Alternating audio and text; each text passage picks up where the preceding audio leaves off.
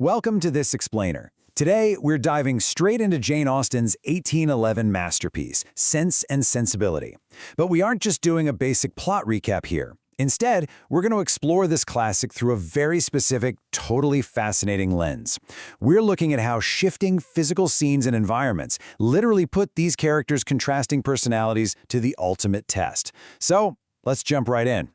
Right, so before we map out the geography of this story, we've got to do a quick refresher on these two foundational concepts that govern the entire world of the Dashwood sisters. Sense is all about good judgment, practical thinking, and rock-solid self-control. It's your head. Sensibility, on the other hand, is all about those strong emotions, deep feelings, and a highly reactive emotional state, basically wearing your heart on your sleeve. Every single decision in this story hinges on the immense tension between these two words. And we immediately see our central conflict embodied perfectly in our two main characters. Elinor Dashwood is the absolute rock of sense. She's intelligent, practical, deeply calm, and highly self-controlled. She loves her family fiercely, but she doesn't easily show what she's feeling inside. Then you have her younger sister, Marianne, who is the literal embodiment of sensibility. She is emotional, wildly romantic, honest to a fault, and extremely passionate. She always prefers to just follow her heart and express everything right out in the open. To really see how these traits are tested, we are going to track the sisters' evolution through 4 distinct geographical stages, starting at Norland Park for the disruption, moving to Barton Cottage for new romances, traveling down to London for the social crucible, and finally ending up at Cleveland and Delaford for truth and balance. All right, Part 1, Norland Park, the disruption. Our story kicks off in this beautiful environment of stability that is, frankly, shattered almost instantly. Notice how unbelievably fast the family's safety nets just vanish here. After Henry Dashwood dies, his son from a first marriage, John, promises to help his stepmother and half-sisters financially. He actually plans to give them a pretty large amount. But, well, enter his wife, Fanny Dashwood. She is selfish, incredibly proud, and completely obsessed with money.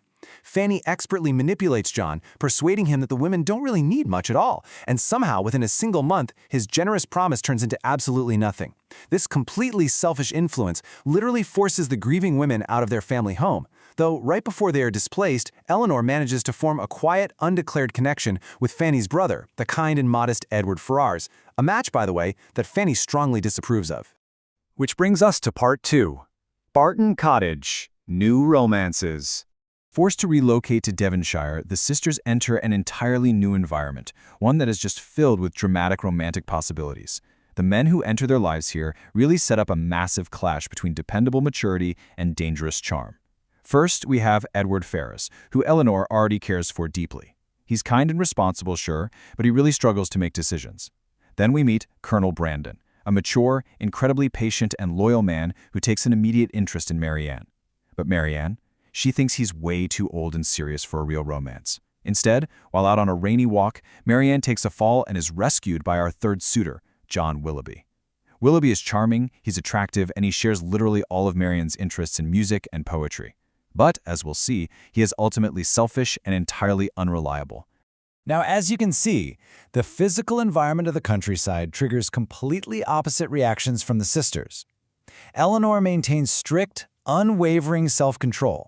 When Edward eventually visits Barton Cottage, looking really troubled and distant, she cautiously hides her feelings, not wanting to pressure him into expressing his love. Marianne, however, recklessly puts her affection on full display. She spends all her time with Willoughby, and get this, she even happily accepts the gift of an expensive horse from him. Elinor practically begs her to see that accepting such a huge gift is dangerous before a relationship is truly locked in, but Marianne just completely brushes her off. And this quote perfectly captures why. True love should be passionate and completely honest. This belief is the absolute, uncompromising core of Marianne's character. She fundamentally disagrees with Elinor's practical warnings about controlling your emotions. To Marianne, if you feel it, you literally have to show it. But this deeply romantic philosophy is about to be severely put to the test, because out of nowhere, Willoughby suddenly announces he has to leave for London. He gives Marianne absolutely no clear promise about their future, leaving her entirely heartbroken.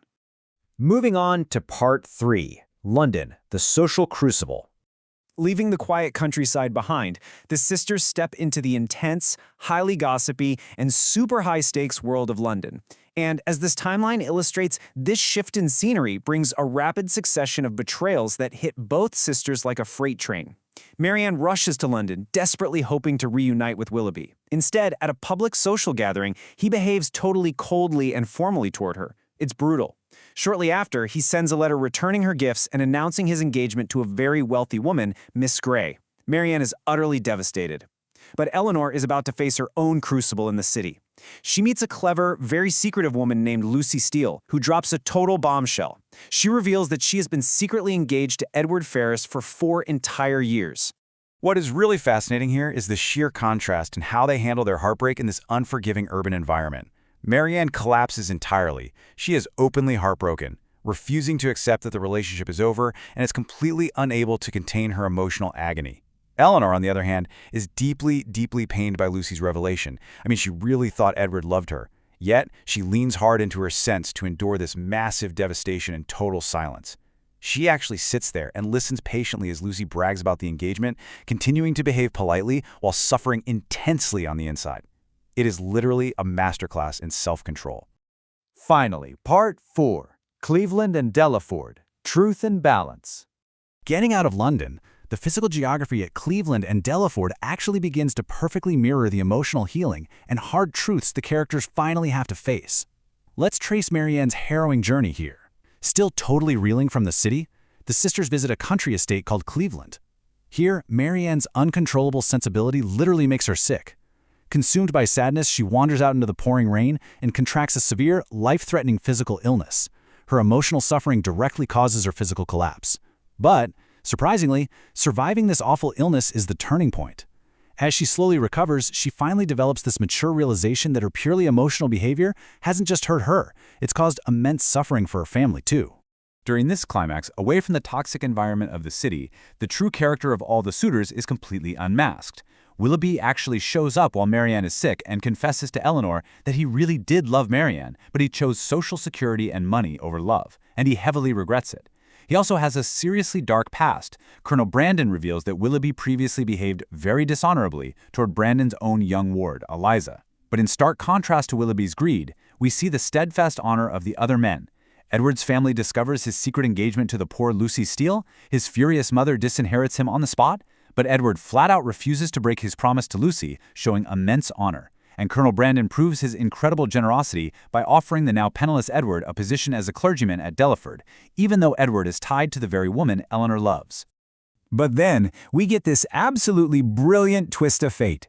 Elinor hears a nasty rumor that Edward has actually married Lucy, and she assumes all is finally lost. But suddenly, Edward arrives in person to explain the truth. Lucy, upon realizing Edward had lost his massive inheritance, immediately abandoned him and married his wealthier brother, Robert, instead. Talk about practical sense, right? This sudden shift totally frees Edward from his restrictive promise, finally putting an end to Elinor's long period of silent suffering. Edward tells Elinor he loves her, and they become engaged. So the crucial takeaway is how this all resolves. In the end, both sisters do find ultimate happiness, but they do it by adopting just a little bit of each other's traits. Elinor's patience, practical judgment, and intense self-control are rewarded with her marriage to Edward at Delaford. Meanwhile, Marianne finally sees Colonel Brandon in a different light. She realizes that true love doesn't actually have to be endlessly dramatic or explosive. She accepts his love, building a rock-solid marriage slowly through respect, friendship, and understanding. They both realize that a truly successful life requires a delicate balance of both emotional feeling and practical judgment. Which brings us to a final thought for you. As you think about how these characters evolved through their shifting environments, from the displacement at Norland to the harsh, gossipy realities of London, ask yourself this. In today's fast-paced, highly visible world, which trait truly rules the modern scene? Do we generally reward Elinor's quiet, practical sense, or are we fundamentally a society driven by Marianne's loud, passionate sensibility? It's definitely something to think about.